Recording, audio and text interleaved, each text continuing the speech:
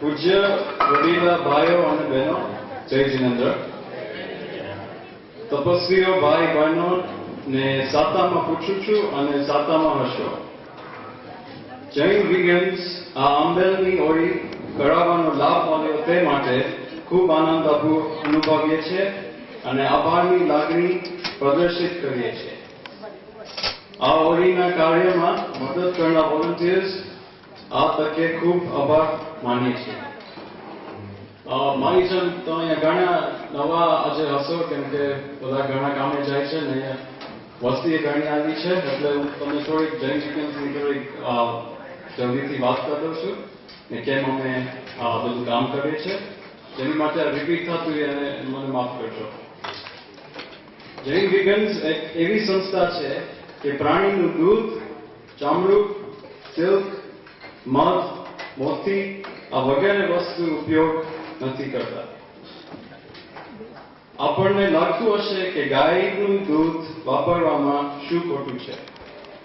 આપણને લાગતું હશે કે આપણે ગાયને કાંઈ દૂધ નથી આપતા, પણ કુદરતના નિયમ પ્રમાણે જ્યારે એક બચ્ચાનું જન્મ થવાનું હોય ત્યારે તેની માતા દૂધ આપે છે.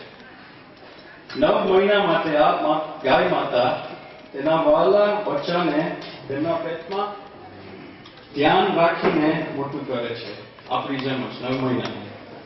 પણ જ્યારે વાછરડાનું જન્મ થાય છે ત્યારે ખેડૂત ગાય પાસેથી તેનું બચ્ચું ઝડપી લે છે અને આ ખેડૂતોને સારી રીતે ખબર છે કે આ બિચારી માતા દિવસો સુધી રડે છે અને તેનું ચોરેલું બચ્ચુને બોલાવે છે. પણ આટલા બચ્ચા ગુમાવવાના દુઃખમાં મનુષ્ય આ ગાયને એક ફેક્ટરીમાં લઈને મશીનમાં બાંધીને તેના મરેલા બચ્ચાનું દૂધ ચોરીને આપણને વેચે છે. છેલ્લા ટીપા સુધી બધું દૂધ ગાયને એકદમ દુઃખ કરીને ખેંચી નાખે છે. જ્યારે દૂધ સુકાઈ જાય છે ત્યારે આ બિચારી ગાયને ધરાડથી પ્રેગ્નન્ટ કરાવે છે અને 9 મહિના પછી બચ્ચાનું જન્મ થશે ત્યારે તેનું દુઃખ પાછું શરૂ થાય છે.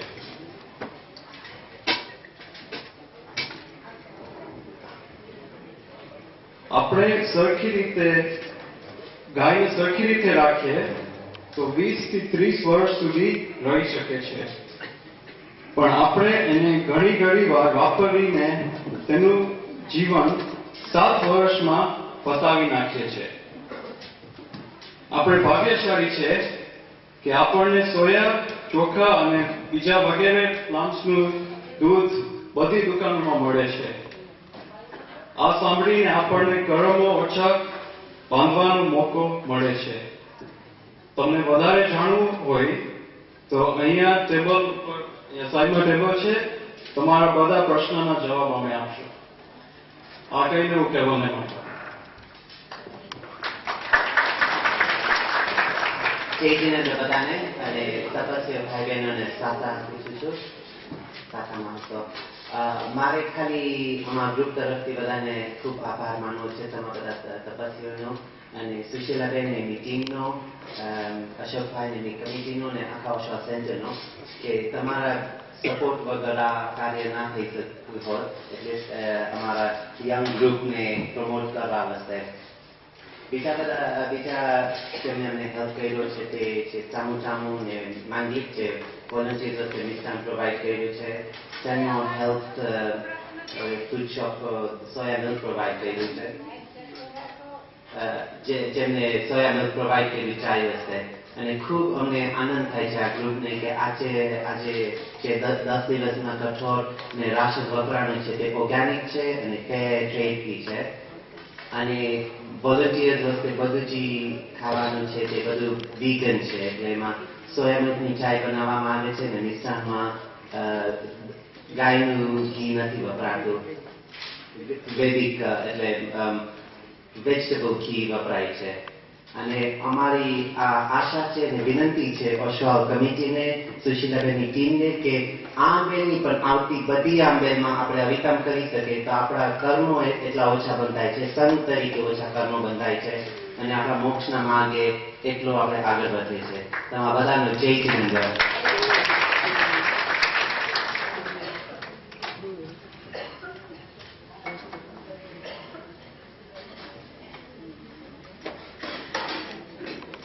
અત્યારના સમયમાં માનવી કેટલો સ્વાર્થી થઈ ગયો છે એ આ યુવાનોની વાતો પરથી આપણને ખ્યાલ આવે છે. આપણા બાપ દાદાને ઘરે પણ ગાયો અને ભેંસો હતા, પણ ત્યારનો જે એમનો ઈરાદો હતો, એમનામાં ભલે ભણતર નહોતી પણ ગણતર હતી, અને ઘર આને જે ઢોર હોય ને એને પોતાના બાળકથી વિશેષ રાખતા હતા.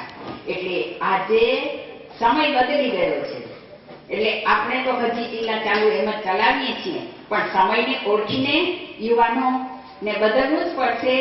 એટલે એમાંથી બીજા યુવાનોને જાણવાનું મળશે કે આજે માણસ પૈસા માટે કેટલો નીચે ઉતરતો જાય.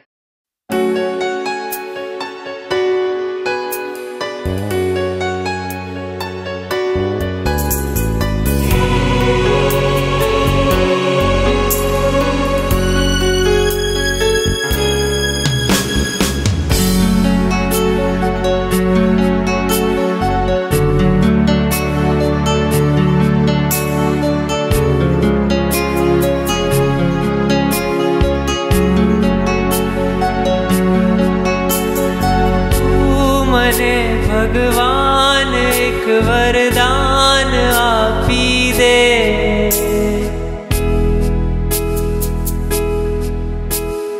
જ્યાં વસે છે તું મને ત્યાં સ્થાન આપી દે.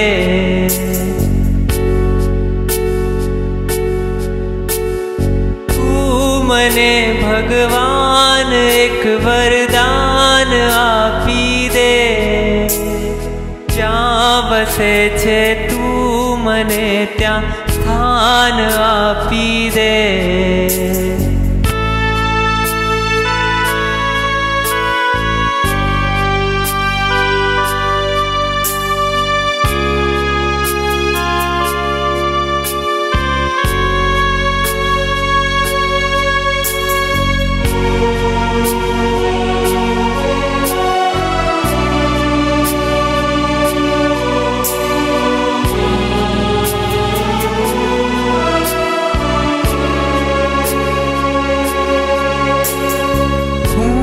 જીવું છું એ જગતમાં જ્યાં નથી જીવન,